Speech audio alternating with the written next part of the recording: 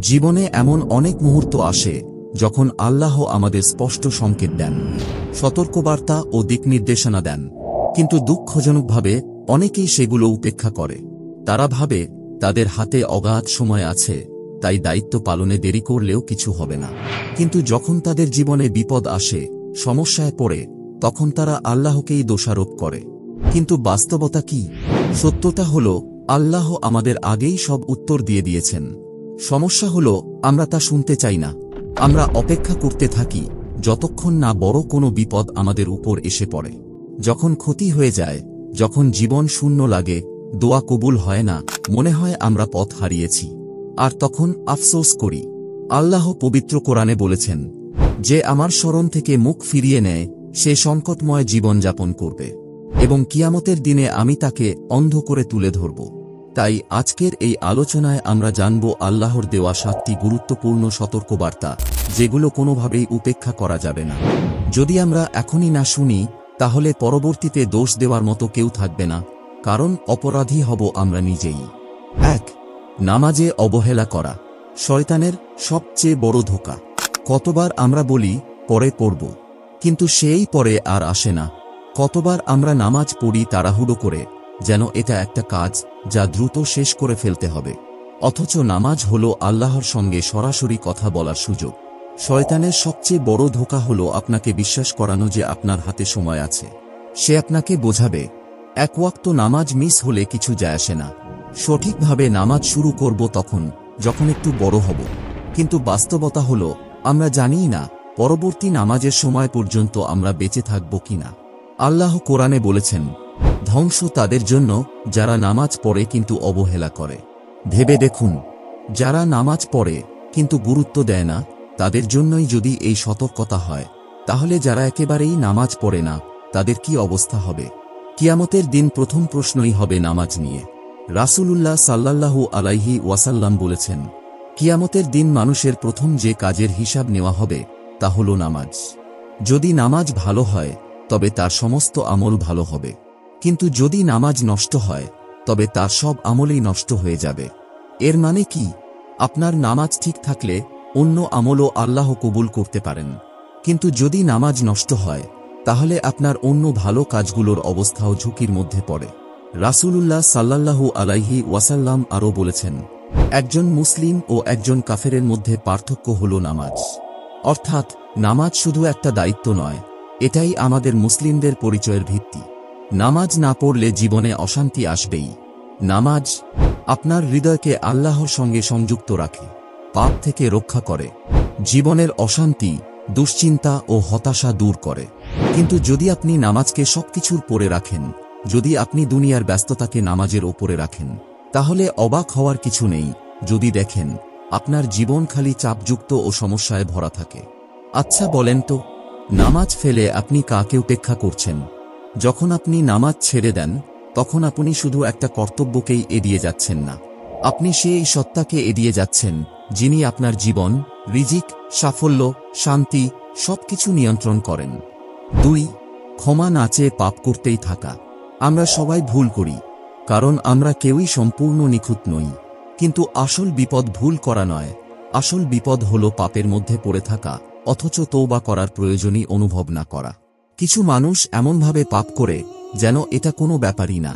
কেউ বলে এটা তেমন কোনো বড় পাপ না, কেউ বলে আল্লাহ তো ক্ষমাশীল। কিন্তু এভাবে চলতে চলতে তারা একসময় একই পাপ বারবার করতে থাকে, বিন্দুমাত্র অনুশোচনা ছাড়াই। অনেকেই ভাবে মাফ চাইলেই তো হয়ে যাবে, কিন্তু তারা ভুলে যায় তওবা করা মানে শুধু কিছু কথা বলা নয়, এটা হলো সত্যিকারের অনুশোচনা এবং পরিবর্তনের ইচ্ছা। আল্লাহ কোরআনে কঠোরভাবে সতর্ক করেছেন, যে আমার উপদেশ থেকে মুখ ফিরিয়ে নেবে তার জন্য সংকটময় জীবন অপেক্ষা করছে, আর কিয়ামতের দিন আমি তাকে অন্ধ করে তুলব। এর মানে কি? পাপ করে আল্লাহর স্মরণ ভুলে গেলে জীবনে অশান্তি আসবেই। কিয়ামতের দিন এমন অবস্থা হবে যা কল্পনাও করা কঠিন। আর এটি হলো শয়তানের সবচেয়ে বড় ফাঁদ। শয়তান আপনাকে এই দুইভাবে ধোঁকা দেয়। 1. তোমার পাপ খুব ছোট, এটা কোনো সমস্যা না। 2. তোমার পাপ এত বড় যে আল্লাহ কখনো ক্ষমা করবেন না। কিন্তু বাস্তবতা কি? আল্লাহর দয়া ও ক্ষমা আপনার যে কোনো পাপের চেয়ে বড়।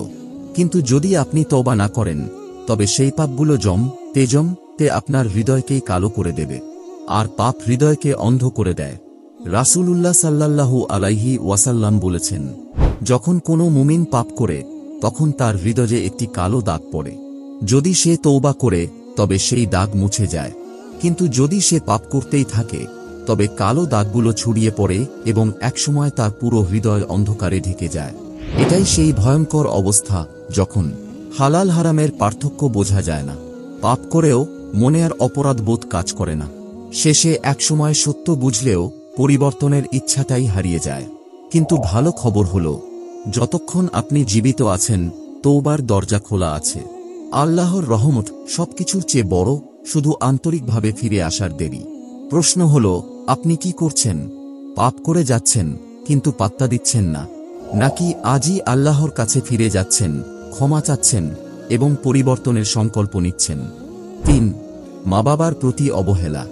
আজকাল অনেক ক্ষেত্রেই আমরা এক অস্বস্তিকর পরিস্থিতি দেখি।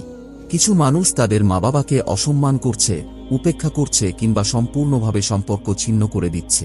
কিছু ছেলে মেয়ে সোজা মুখে কথা বলে, চিৎকার করে বা তাদের মা বাবাকে বোঝাতে চায় যে তারা একটা বোঝা। আর কিছু মানুষ এতই ব্যস্ত থাকে নিজেদের জীবনের জন্য যে তারা ভুলে যায় সেই মানুষগুলোর কথা যারা তাদের জন্য সবকিছু ত্যাগ করেছে। তবে এখানে একটা গুরুত্বপূর্ণ ব্যাপার মনে রাখা দরকার, মা বাবার প্রতি অবহেলা ইসলামে অন্যতম বড় পাপ। আল্লাহ কোরআনে বলেছেন, আমি মানুষকে তার মা বাবার প্রতি সদ্ভাব রাখতে আদেশ করেছি। তার মা তাকে কষ্টের পর কষ্ট সহ্য করে গর্ভে ধারণ করেছে এবং 2 বছর তাকে দুধ পান করিয়েছে।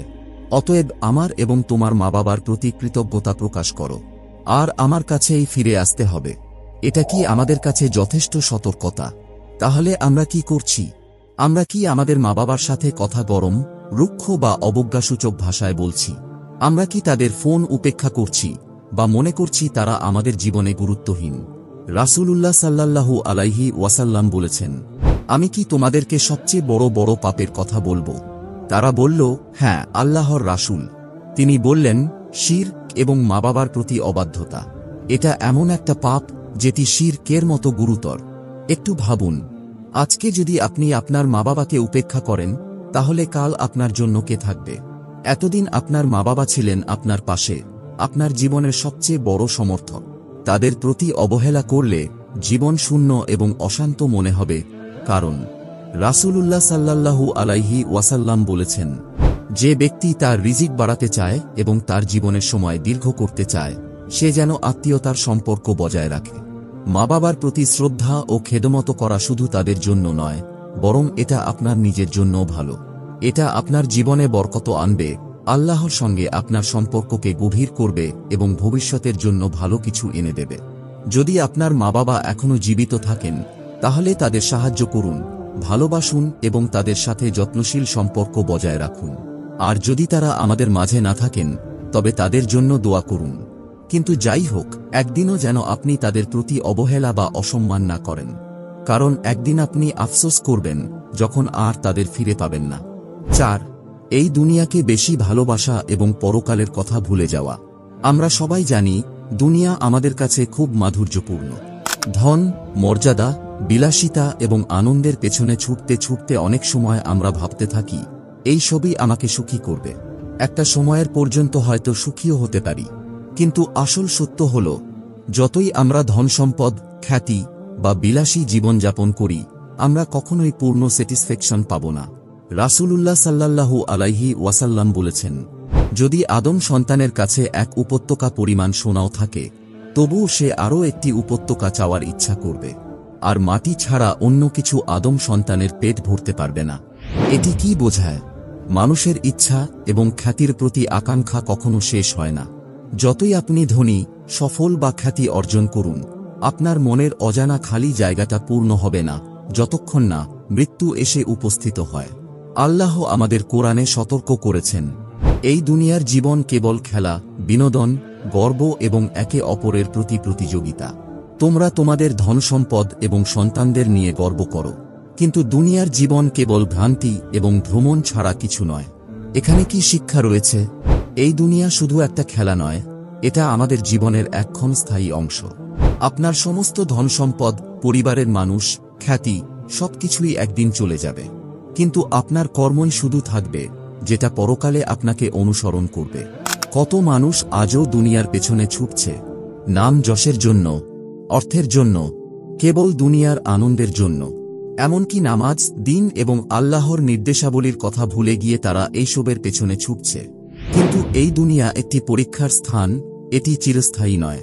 যতদিন আপনি বেঁচে আছেন, এটি শুধু এক অস্থায়ী ঘর, যেখানে আপনার পরবর্তী জীবন, আখিরাত, এর জন্য প্রস্তুতি নিতে হবে। আপনার টাকা, বাড়ি, গাড়ি, খ্যাতি, সন্তান, পরিবার সবই একসময় চলে যাবে। তবে একমাত্র জিনিস যা আপনার কবর পর্যন্ত অনুসরণ করবে তা হল আপনার কর্ম। আপনি যদি আপনার জীবন শুধু দুনিয়ার পেছনে ছুটে কাটিয়ে দেন, নামাজ এবং দায়বদ্ধতা উপেক্ষা করে, তবে কোনো কিছুই থাকবে না আপনার জন্য পরকালে। তখন সেই মুহূর্তে আপনি আল্লাহকে দোষারোপ করতে পারবেন না। তবে দুশ্চিন্তার কিছু নেই, আপনি এখনো বেঁচে আছেন, আপনার কাছে সময় আছে। এখন প্রশ্ন হল, আপনি কি আখিরাতের জন্য প্রস্তুতি নিচ্ছেন, নাকি এই দুনিয়ার মায়ায় হারিয়ে যাচ্ছেন? সময় এখন আপনার হাতে, হয়তো ভালোবাসার জন্য আখিরাতকে, নয়তো এই মিথ্যা দুনিয়াকে। 5. অহংকার এবং ভুল মেনে না নেওয়া। আজকাল অনেক মানুষ অহংকারে ভরা, যারা কখনো নিজের ভুল মেনে নেয় না। তারা মনে করে, আমি তো সঠিকই আছি, আমার কথাই একমাত্র সঠিক। কখনো তাদের নিজের ভুল দেখিয়ে দিলে তাদের রাগ ওঠে, আর তখন উপদেশ গ্রহণ করতে তারা রাজি হয় না। এটা এমন একটি মানসিকতা যেটি শয়তানকে চিরকাল অভিশপ্ত করে দিয়েছিল। যখন আল্লাহ আদমকে সেজদা করতে বলেছিলেন, তখন ইবলিস সেজদা করতে অস্বীকার করেছিল। ইবলিসের অস্বীকৃতির কারণ ছিল একমাত্র অহংকার। সে আল্লাহকে বিশ্বাস করত, কিন্তু তার অহংকার তাকে সঠিক পথে আসতে দেয়নি। আল্লাহ কোরআনে সতর্ক করে বলেছেন, তখন আমি ফেরেশতাদের বলেছিলাম, আদমকে সেজদা করো। তারা সেজদা করেছিল, কিন্তু ইবলিস অস্বীকার করল এবং অহংকারী হয়ে গেল, আর সে ছিল কাফিরদের মধ্যে। অহংকার শুধু গর্ব বা অহংকারের অনুভূতি নয়, বরং এটি হল সত্যকে অস্বীকার করা এবং অন্যদের নিচু হিসেবে দেখা। রাসূলুল্লাহ সাল্লাল্লাহু আলাইহি ওয়াসাল্লাম বলেছেন, যে ব্যক্তির হৃদয়ে সরিষার দানার পরিমাণও অহংকার থাকবে, সে জান্নাতে প্রবেশ করবে না। তখন এক ব্যক্তি প্রশ্ন করেছিল, এটা কি তেমন, যদি কেউ ভালো পোশাক পরতে পছন্দ করে বা সুন্দর জুতো পরতে চায়? রাসূলুল্লাহ সাল্লাল্লাহু আলাইহি ওয়াসাল্লাম উত্তর দিলেন, আল্লাহ সুন্দর এবং তিনি সৌন্দর্য ভালোবাসেন। অহংকার হল সত্যকে অস্বীকার করা এবং মানুষকে অবমূল্যায়ন করা। এখানে রাসূলুল্লাহ সাল্লাল্লাহু আলাইহি ওয়াসাল্লাম স্পষ্ট বলেছেন, অহংকার মানে শুধু আত্মবিশ্বাস নয়, এটা হল গাইডেন্স বা উপদেশ গ্রহণ না করা এবং অন্যদের ছোট করে দেখা। আজকাল কত মানুষ এমনভাবে নিজেদের ভুল মেনে নিতে নারাজ। যখন কেউ তাদের ভুল ধরিয়ে দেয়, তারা অপমানিত হয়ে যায়। যতই তারা অন্যকে কষ্ট দেয়, তাও তারা দুঃখিত হয় না বা ক্ষমা চায় না। তারা নিজের মতামতকে সঠিক ভাবতে থাকে, সত্যকে খোঁজার চেয়ে তারা শুধু জিততে চায়। কিন্তু যদি ইবলিস অহংকারের জন্য অভিশপ্ত হয়ে থাকে, তবে আমরা কিভাবে এই একই আচরণ করতে পারি এবং নিজেদের নিরাপদ ভাবতে পারি? এখন প্রশ্ন হল, আপনি কেমন আচরণ করছেন? আপনার নিজের দিকে তাকান। আপনি কি সত্য গ্রহণ করতে প্রস্তুত? যখন কেউ আপনার ভুল ধরিয়ে দেয়, আপনি কি শ্রদ্ধার সঙ্গে তা গ্রহণ করেন? আপনি কি অন্যদের সঙ্গে নম্রভাবে কথা বলেন, নাকি তাদেরকে নিচু মনে করেন? আল্লাহ তাদেরকে উচ্চ করে দেন যারা নিজেকে নম্র রাখে, কিন্তু তিনি তাদেরকে লজ্জিত করেন যারা অহংকারের কারণে নিজেদের বড় মনে করে। 6. কোরআনকে ত্যাগ করা এবং সেটাকে গুরুত্ব না দেওয়া। আজকের সমাজে সবচেয়ে বড় দুঃখের একটি হল, অনেক মুসলিম আছেন যারা কোরআন রাখেন, কিন্তু তা কখনোই খুলে দেখেন না। কোরআন শেলফে পড়ে থাকে, ময়লা জমে যায়, অথচ আমরা সামাজিক মাধ্যমে ঘন্টার পর ঘন্টা সময় কাটাই, বিনোদন এবং অযথা জিনিসে নিজেদের মনোযোগ দেই। কিন্তু আসল বাস্তবতা কি? কোরআন শুধুমাত্র একটি বই নয়, এটি আল্লাহর সরাসরি বাণী, যা আমাদের জন্য নির্দেশনা, রহমত এবং সান্ত্বনা নিয়ে এসেছে। যখন আমরা কোরআনকে অবহেলা করি, তখন আমরা সেই মহান দিক থেকে মুখ ফিরিয়ে নিই, যা আমাদের সঠিক পথে চলার জন্য পাঠানো হয়েছে। আল্লাহ কোরআনে বলেছেন, আর রসূল বলবেন, হে আমার রব, আমার লোকেরা এই কোরআনকে পরিত্যাগ করেছে। কল্পনা করুন, কিয়ামতের দিন আপনি যখন উপস্থিত, তখন রাসূলুল্লাহ সাল্লাল্লাহু আলাইহি ওয়াসাল্লাম নিজেই বলবেন, তুমি কোরআনকে অবহেলা করেছ। কখনো কি মনে হয়েছে, আজকে তো সময় নেই, পরে পড়ব? এভাবে দিনের পর দিন মাসের পর মাস, বছরের পর বছর চলে যায় এবং আমরা কোরআন হাতে নেই না। অথচ রাসূলুল্লাহ সাল্লাল্লাহু আলাইহি ওয়াসাল্লাম বলেছেন, তোমাদের মধ্যে সবচেয়ে ভালো হলেন তারা যারা কোরআন শিখে এবং তা অন্যদের শেখায়। আমরা কতবার সামাজিক মাধ্যম এবং বিনোদনে ঘণ্টার পর ঘণ্টা সময় কাটাই, অথচ একটি পৃষ্ঠা কোরআন পড়ার জন্য সময় বের করতে পারি না, যা আমাদের জান্নাতে নিয়ে যাবে। আপনার মনে যদি শূন্যতা থাকে, কোরআনে ফিরে আসুন। যদি আপনার জীবন অস্থির মনে হয়, কোরআনে ফিরে আসুন। যদি আপনি আপনার ঈমান শক্তিশালী করতে চান, কোরআনে ফিরে আসুন। কারণ যখন আপনি কোরআনকে ত্যাগ করেন, তখন আপনি আপনার জীবনের সবচেয়ে শক্তিশালী আলো, নির্দেশনা এবং চিকিৎসাকে ত্যাগ করছেন। তাহলে এখন প্রশ্ন, আপনি কি আল্লাহর বাণী শুনতে সময় দিচ্ছেন, নাকি দুনিয়ার মায়ায় বিভ্রান্ত হয়ে তা অগ্রাহ্য করছেন? 7. মৃত্যুকে উপেক্ষা করা এবং চিরকাল বেঁচে থাকার মতো জীবন যাপন করা। আমরা সবাই জানি এই দুনিয়া স্থায়ী নয়, তবে অনেক সময় আমরা এমনভাবে জীবন যাপন করি যেন এটা কখনোই শেষ হবে না। আমরা ভবিষ্যতের জন্য পরিকল্পনা করি, আগামী বছর, আগামী দশক, বার্ধক্য, কিন্তু কখনোই ভাবি না যে আমাদের পরবর্তী শ্বাসটাই হয়তো নিশ্চিত নয়। কোরআনে আল্লাহ বলেছেন, প্রতিটি প্রাণী মৃত্যুর স্বাদ গ্রহণ করবে এবং তোমাদেরকে আমি ভালো ও খারাপ দিয়ে পরীক্ষা করব এবং তোমরা আমার কাছেই আবার ফিরে আসবে। আমরা সবাই জানি মৃত্যু আসবে, কিন্তু আমরা অনেক সময় এমনভাবে জীবন যাপন করি যেন এটি অনন্তকাল স্থায়ী হবে। আমরা সঠিক সময়ে তাওবা করি না, ভাবি যে আমাদের কাছে সময় আছে, আর এভাবেই জীবন চলতে থাকে। আমরা দুনিয়ার পেছনে ছুটে চলি, ভুলে যাই যে এই দুনিয়া শেষ হয়ে যাবে এবং সবকিছু একদিন মাটিতে মিশে যাবে। কিন্তু আমাদের আসল উদ্দেশ্য হল আল্লাহর সাথে পুনর্মিলন। রাসূলুল্লাহ সাল্লাল্লাহু আলাইহি ওয়াসাল্লাম বলেছেন, সুখ ও স্মৃতি ধ্বংসকারী মৃত্যুকে বারবার স্মরণ করো। তবে আজকাল অনেক মানুষ মৃত্যুকে কথায় আনতে ভয় পায়, যেন কথায় বললেই মৃত্যু আসবে। কিছু মানুষ মনে করে মৃত্যু শুধুমাত্র বৃদ্ধদের হবে, কিন্তু আমরা জানি কবরের মধ্যে সকল বয়সের মানুষই রয়েছে। মৃত্যুর সময় কোনো দ্বিতীয় সুযোগ থাকবে না, আর কোনো নামাজ, তাওবা বা ভালো কাজ কবুল হবে না। তখন শুধু আপনি, আপনার আমল এবং আল্লাহর বিচার। তবে ভালো খবরও রয়েছে, আপনি এখনো বেঁচে আছেন, এখনো আপনার হাতে সময় আছে। এটি হলো আপনার সুযোগ আল্লাহর কাছে ফিরে আসার, আপনার ভুলগুলো শুধরে নেওয়ার এবং এক নতুন জীবন শুরু করার। আল্লাহ কোরআনে বলেছেন, আল্লাহ কখনো কোনো জাতির অবস্থা পরিবর্তন করেন না যতক্ষণ না তারা নিজেদের অবস্থা পরিবর্তন না করে। এটি মানে পরিবর্তন শুরু হবে আপনার নিজের অন্তর থেকে। যদি নামাজ ছেড়ে দিয়ে থাকেন, এখনই নামাজ শুরু করুন। যদি আপনি পাপের দিকে চলে যান, আল্লাহর কাছে তাওবা করুন। যদি দুনিয়া এবং এর মায়ায় ডুবে যান, মনে রাখুন সবকিছু একদিন শেষ হয়ে যাবে, কিন্তু আপনার আমলই একমাত্র স্থায়ী হবে। আল্লাহ সবথেকে দয়ালু, কিন্তু তিনি সবথেকে ন্যায়পরায়ণও। আপনার কাছে এখনো সময় আছে, কিন্তু কত সময় আছে সেটা জানেন না। এখানে সতর্কতা দেয়া হয়েছে, তবে প্রশ্ন হল, আপনি কি শুনবেন? আল্লাহর কাছে ফিরে আসুন। যদি এই বার্তাটি আপনার হৃদয়ে পৌঁছায়, তাহলে কমেন্ট করুন, ইয়া আল্লাহ, আমাকে হেদায়েত দিন, দেরি হওয়ার আগেই।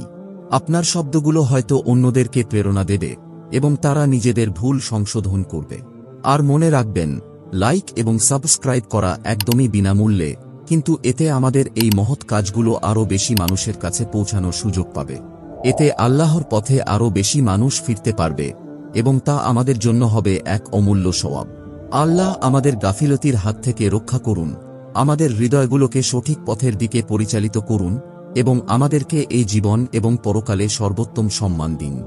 আমিন।